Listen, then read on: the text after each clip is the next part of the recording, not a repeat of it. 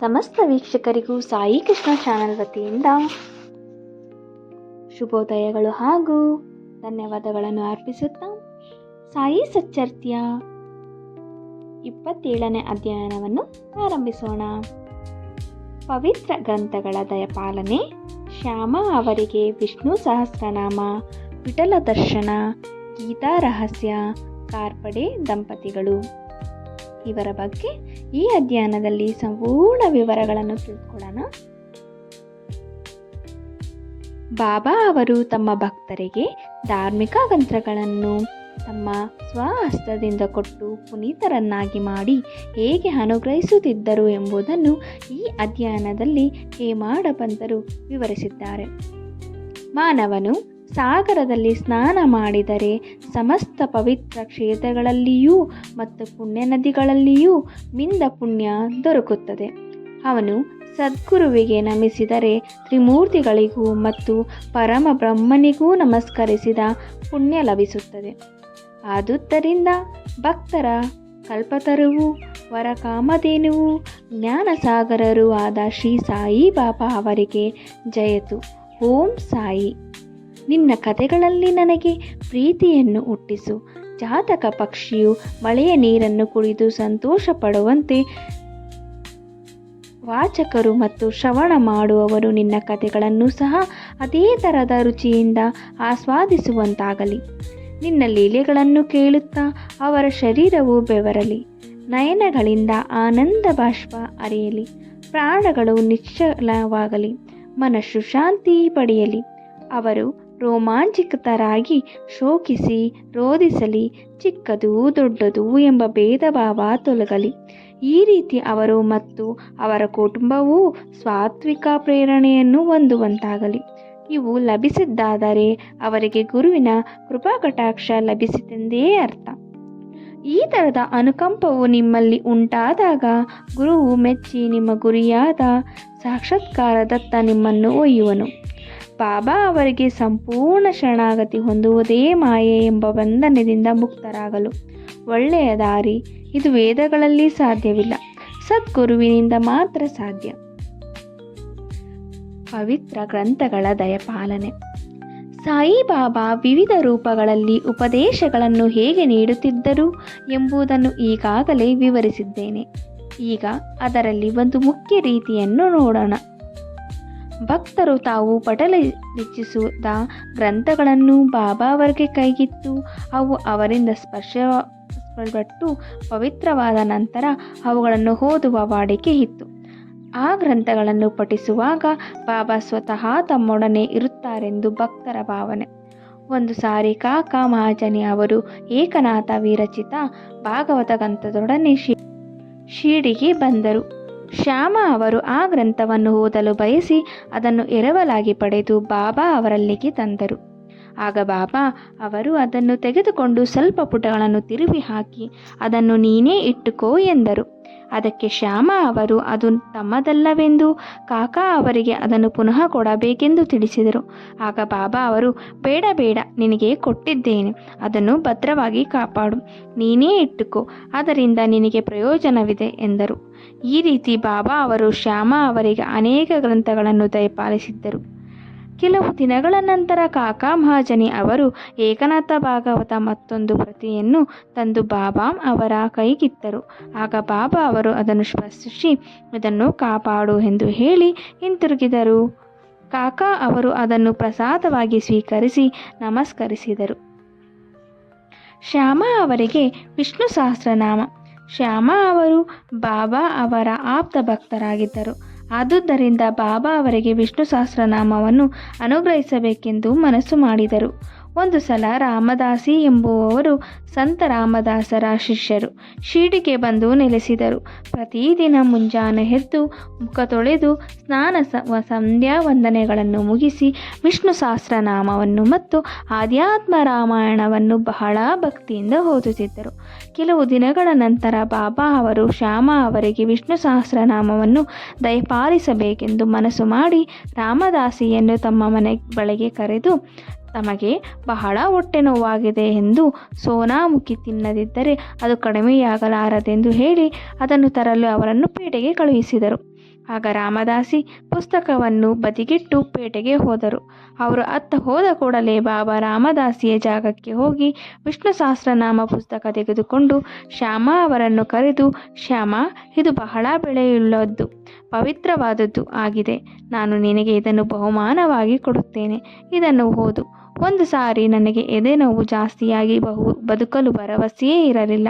ಆಗ ಈ ಪುಸ್ತಕವನ್ನು ನನ್ನ ಎದೆಗೆ ಒತ್ತಿಕೊಂಡೆನು. ನನಗೆ ಎಂತಹ ವಿರಾಮ ದೊರಕಿತು ನಿನಗೆ ಗೊತ್ತೇ? ದೇವರೇ ಕೆರೆಗಿಳಿದು ಬಂದು ನನ್ನನ್ನು ರಕ್ಷಿಸಿದಂತೆ ಭಾಸವಾಯಿತು. ನೀನು ಇದನ್ನು ನಿಧಾನವಾಗಿ ಶ್ರದ್ಧೆ ಮತ್ತು ಭಕ್ತಿಯಿಂದ ಓದು. ದಿನಕ್ಕೊಂದು ಬಾರಿಯಾದರೂ ವಿಷ್ಣುನಾಮ ಚರಿತವನ್ನು ಚರಿಸು.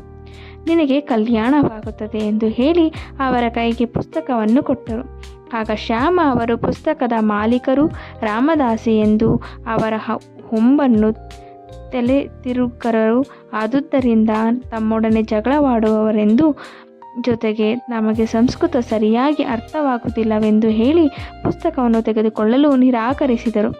ರಾಮದಾಸಿಯ ಮೇಲೆ ತಮ್ಮನ್ನು ಎತ್ತುಕಟ್ಟಬೇಕೆಂಬುದು ಬಾಬಾ ಅವರ ಇಚ್ಛೆಯಾಯಿತೆಂದು ಶ್ಯಾಮ ಭಾವಿಸಿದರು.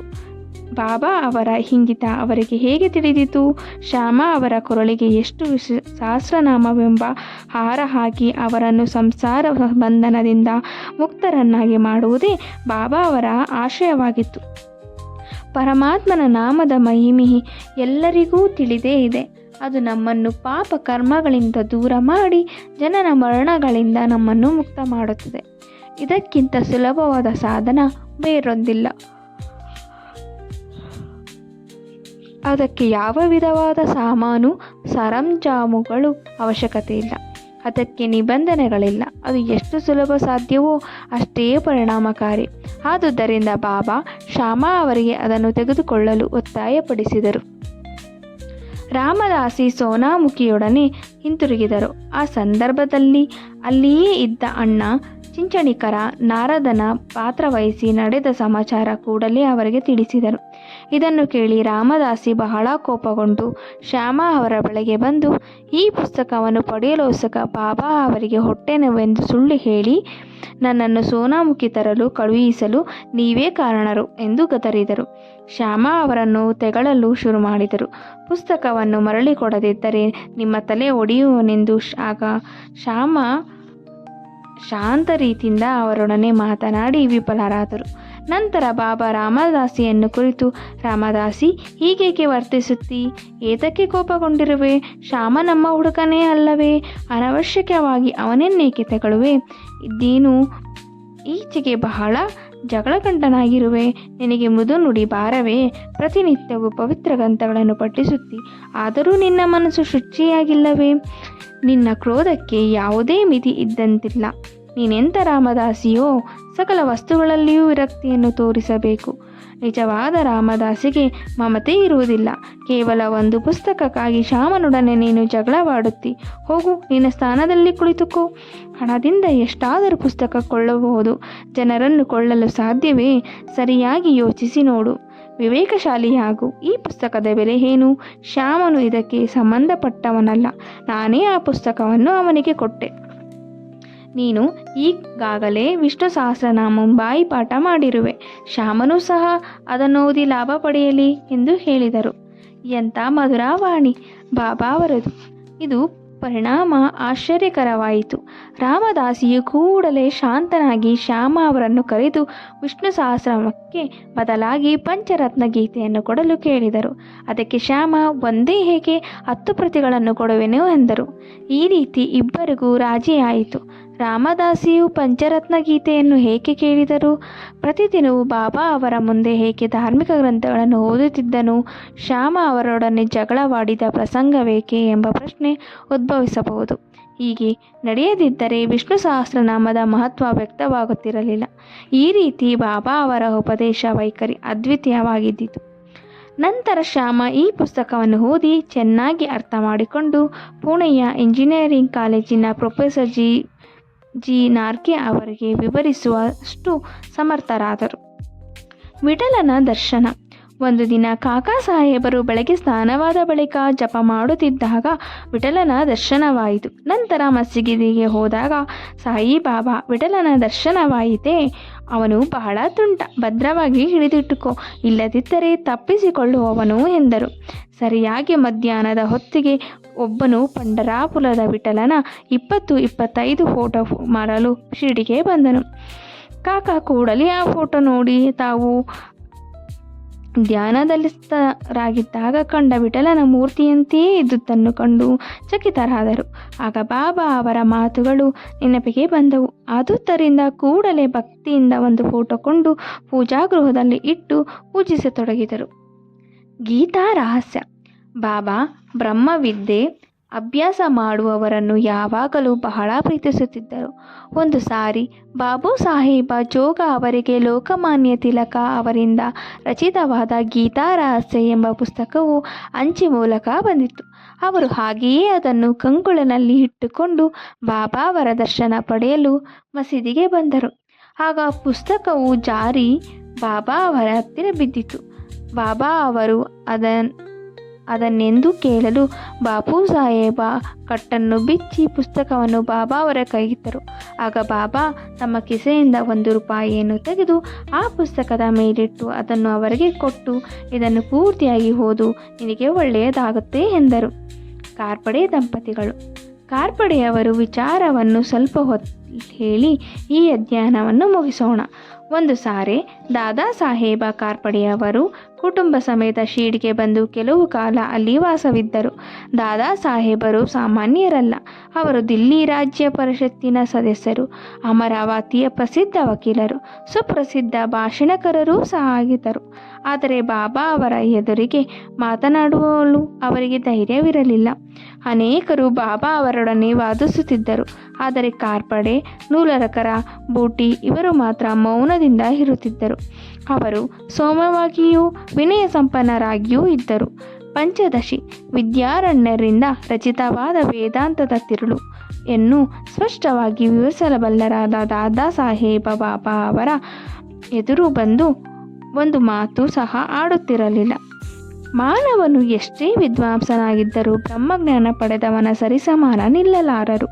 ಪಾಂಡಿತ್ಯವು ಬ್ರಹ್ಮಜ್ಞಾನದ ಎದುರು ಪ್ರಕಾಶಿಸಲಾರದು. ದಾದಾ ಸಾಹೇಬ 4 ತಿಂಗಳು, ಶ್ರೀಮತಿ ಕಾರ್ಪಡೆ 7 ತಿಂಗಳು ಶಿರಡಿಯಲ್ಲಿ ತಂಗಿದ್ದರು. ಶ್ರೀಮತಿ ಕಾರ್ಪಡೆಯವರು ನಿಶ್ಚಲವಾದ ಭಕ್ತಿಯುತರಾಗಿದ್ದು ಬಾಬಾ ಅವರನ್ನು ಅತಿಶಯದಿಂದ ಪ್ರೀತಿಸುತ್ತಿದ್ದರು. ಪ್ರತಿನಿತ್ಯ ತಾವೇ ಸ್ವತಃ ಬಾಬಾ ಅವರಿಗೆ ನೈವೇದ್ಯ ತಂದು ಅರ್ಪಿಸಿ ಅವರ ಊಟ ಮಾಡಿದ ನಂತರವೇ ತಾವು ಊಟ ಮಾಡುತ್ತಿದ್ದರು. ಅವರ ನಿಶ್ಚಲವಾದ ಭಕ್ತಿಯನ್ನು ಕಂಡ ಬಾಬಾ ಇದನ್ನು ಇತರರಿಗೂ ತೋರಿಸಬೇಕೆಂಬ ಮನಸ್ಸು ಮಾಡಿದರು. ಒಂದು ದಿನ ಶ್ರೀಮತಿಯವರು ಪೂರಿ, ಪಲ್ಯ, ಅನ್ನ, ಸಾರು ಮುಂತಾದವುಗಳನ್ನು ಮಸೀದಿಗೆ ತಂದರು. ಬಾಬಾ ಬಹಳ ಹೊತ್ತು ಕಾಯುತ್ತಿದ್ದು ಇವರು ಬಂದ ಕೂಡಲೇ ಊಟ ಮಾಡಲು ಕುಳಿತ ಅವರು ತಂದ ಪದಾರ್ಥ ತಿನ್ನಲು ಆರಂಭಿಸಿದರು. ಆಗ ಶ್ಯಾಮ, ದೇವ, ಈ ಭೇದವೇಕೆ? ಇತರರು ತಂದ ನೈವೇದ್ಯವನ್ನು ಕಣ್ಣೆತ್ತಿಯೂ ಸಹ ನೋಡದೆ ಶ್ರೀಮತಿ ಕಾರ್ಪಡೆಯವರು ತಂದ ಆಹಾರವನ್ನು ಮಾತ್ರ ಸ್ವೀಕರಿಸುತ್ತಿದ್ದೀರಿ, ಇದು ನ್ಯಾಯವೇ ಹೇಳಿ ಎಂದು ಕೇಳಿದರು. ಆಗ ಬಾಬಾ, ಇದು ನಿಜವಾಗಿಯೂ ವಿಶೇಷವಾದ ಅಡಿಗೆ. ಈ ಮಹಿಳೆಯು ಮೊದಲು ಒಬ್ಬ ವರ್ತಕನ ಹಸುವಾಗಿ ಬಹಳ ಕಾಲ ಹಾಲು ಕೊಡುತ್ತಿದ್ದಳು. ನಂತರ ತೋಟಗಾರನ ವಂಶದಲ್ಲಿಯೂ ಕ್ಷತ್ರಿಯ ಕುಲದಲ್ಲಿ ಹುಟ್ಟಿ ವರ್ತಕನನ್ನು ಮದುವೆಯಾದಳು. ನಂತರ ಬ್ರಾಹ್ಮಣ ಕುಲದಲ್ಲಿ ಹುಟ್ಟಿದಳು. ಇವನನ್ನು ಬಹಳ ಕಾಲದ ನಂತರ ನೋಡುತ್ತಿದ್ದೇನೆ. ಆದುದರಿಂದ ಅವಳ ಪ್ರೀತಿಯ 2 ತುತ್ತುಗಳನ್ನು ಸ್ವೀಕರಿಸುತ್ತಿದ್ದೇನೆ ಎಂಬುದಾಗಿ ವಿವರಿಸಿದರು. ಹೀಗೆ ಹೇಳಿ ಊಟ ಮುಗಿಸಿ ತೃಪ್ತಿಯಿಂದ ಆಸನದಲ್ಲಿ ಬಂದು ಕುಳಿತರು. ಆಮೇಲೆ ಶ್ರೀಮತಿ ಕಾರ್ಪಡೆ ಬಾಬಾ ಅವರ ಪಾದ ಸಂವಾದನ ಮಾಡುತ್ತಾ ಕುಳಿತರು. ಇದನ್ನು ನೋಡಿ ಶ್ಯಾಮ, ಸೇವೆ ಚೆನ್ನಾಗಿ ನಡೆಯುತ್ತಿದೆ. ದೇವರು ಮತ್ತು ಭಕ್ತರು ಒಬ್ಬರಿಗೊಬ್ಬರು ಅನ್ಯೋನ್ಯವಾಗಿ ಸೇವೆ ಮಾಡುತ್ತಿರುವ ಈ ದೃಶ್ಯವೇ ರಮ್ಯ, ಅದ್ಭುತವಾದದ್ದು ಎಂದರು. ಅವರ ನಿಸ್ಪೃಹ ಸೇವೆಯನ್ನು ಸ್ವೀಕರಿಸಿದ ಬಾಬಾ ತಾಯಿಯವರನ್ನು ಕುರಿತು ಮೃದುವಾದ ರಾಜಾರಾಮ ರಾಜಾರಾಮ ಎಂದು ನುಡಿದರೆ ಸಾಕು, ನಿಮ್ಮ ಕಷ್ಟಗಳೆಲ್ಲವೂ ದೂರವಾಗುತ್ತವೆ ಎಂದು ಹೇಳಿದರು. ಧಾರ್ಮಿಕ ವಿಚಾರಗಳ ಅನುಭವ ಇಲ್ಲದವರಿಗೆ ಇದು ಸಾಮಾನ್ಯವಾಗಿ ಕಾಣಬಹುದು. ಆದರೆ ನಿಜವಾಗಿಯೂ ಹಾಗಲ್ಲ. ಇದೇ ಅಮೂಲ್ಯವಾದ ಶಕ್ತಿಪಾತ ಅಂದರೆ ಗುರುವು ಶಿಷ್ಯನಿಗೆ ತನ್ನ ಶಕ್ತಿಯನ್ನು ವರ್ಗಾಯಿಸುವುದು. ಬಾಬಾ ಅವರ ವಾಕ್ಯಗಳು ಎಂತಹ ಪರಿಣಾಮಕಾರಿ! ಒಂದೇ ಕ್ಷಣದಲ್ಲಿ ಅವು ಕಾರ್ಪಡೆ ತಾಯಿಯ ಹೃದಯದಲ್ಲಿ ನೆಲೆಸಿದವು. ಈ ಕತೆ ಗುರುವಿಗೂ ಶಿಷ್ಯನಿಗೂ ಇರಬೇಕಾದ ಸಂಬಂಧ ವಿವರಿಸುತ್ತದೆ. ಶ್ರೀ ಸಾಯಿ ಪ್ರಣಾಮಗಳು. ಸಾಯಿಬಾಬಾರ ಸೇವೆಯಿಂದ ಅವರ ಆಶೀರ್ವಾದವನ್ನು ಪಡೆದು ಅವರ ಶಕ್ತಿಯನ್ನು ನಾವು ಬಳಸಿಕೊಳ್ಳೋಣ. ನಾವು ನಮ್ಮ ಜೀವನದಲ್ಲಿ ಉದ್ಧಾರ ಆಗೋಣ ಅಂತ ಹೇಳ್ತಾ ಈ ಅಧ್ಯಯನವನ್ನು ಮುಗಿಸ್ತಾ ಇದ್ದೀನಿ. ಯಾರಿಗೆಲ್ಲ ಈ ವಿಡಿಯೋ ಇಷ್ಟ ಆಯಿತು ದಯವಿಟ್ಟು ಲೈಕ್ ಮಾಡಿ, ಶೇರ್ ಮಾಡಿ, ಸಬ್ಸ್ಕ್ರೈಬ್ ಮಾಡಿ. ಇನ್ನು ಈ ವಿಡಿಯೋ ಇಷ್ಟ ಆದರೆ ದಯವಿಟ್ಟು ಓಂ ಸಾಯಿರಾಮ್ ಅಂತ ಕಮೆಂಟ್ ಮಾಡಿ. ಧನ್ಯವಾದಗಳು. ಎಲ್ಲರಿಗೂ ಸಾಯಿ ಭಗವಾನ್ ಶುಭೋದಯಗಳನ್ನು ಹಾಗೂ ಶುಭ ಸಮಾರಂಭಗಳನ್ನು ಅವರ ಮನೆಯಲ್ಲಿ ಹಾಗೂ ಅವರ ಬದುಕಲ್ಲಿ ಉಂಟು ಮಾಡಲಿ ಅಂತ ಭಾವಿಸ್ತಾ ಬೇಡ್ಕೊಳ್ತಾ ಈ ವಿಡಿಯೋವನ್ನು ಕಂಪ್ಲೀಟ್ ಮಾಡ್ತಾ ಇದ್ದೀನಿ. ಎಲ್ಲರಿಗೂ ಶುಭವಾಗಲಿ.